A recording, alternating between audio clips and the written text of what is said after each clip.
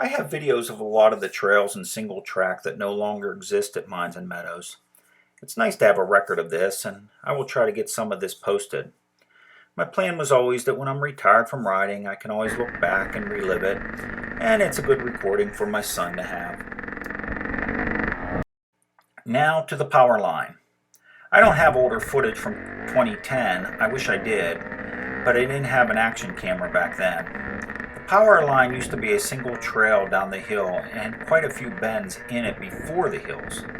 Then at the bottom of the hill it was always muddy, but they did put some huge pipes in to eliminate the mud at the bottom. To the right is Trail 38. I hope I could find some footage of that trail because it's completely different now. I'm not saying it was better back then, just very different, and it would be interesting to see it from back in 2013. It's now reversed. It's a different direction and everything from when it was back then.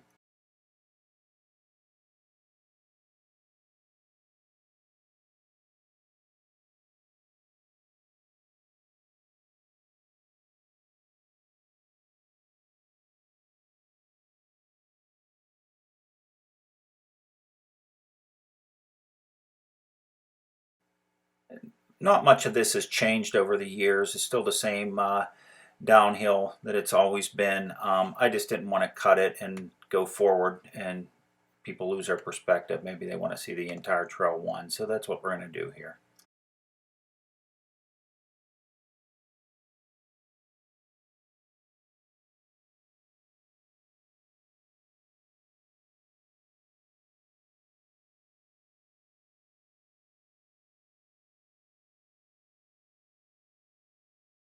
Now the power lines have trails all over it. Again, evidence of the popularity of Mines and Meadows and larger vehicles that ride there now.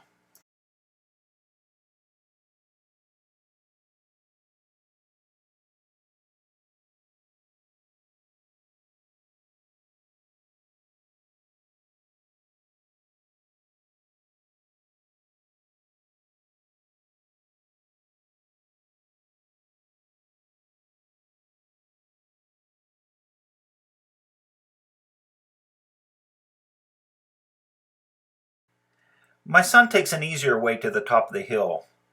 I don't think this part has changed much. I wonder how many even know that there is a workaround from the hill climbs. But the vehicles are so powerful now that I think just about everyone just does the hill climbs. They aren't that difficult.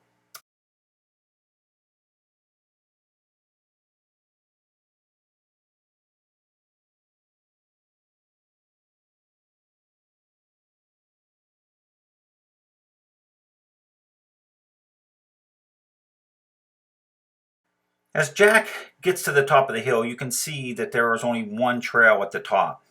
It looks different now than it did in 2013. Again, we come back to the clearing, and back around 2010, this was just one winding trail. That evolved to a big cleared area. I skipped the video ahead to an adult ride I had in April of 2013, but still continuing down the same trail. A little narrower here back in 2013, but still pretty much the same.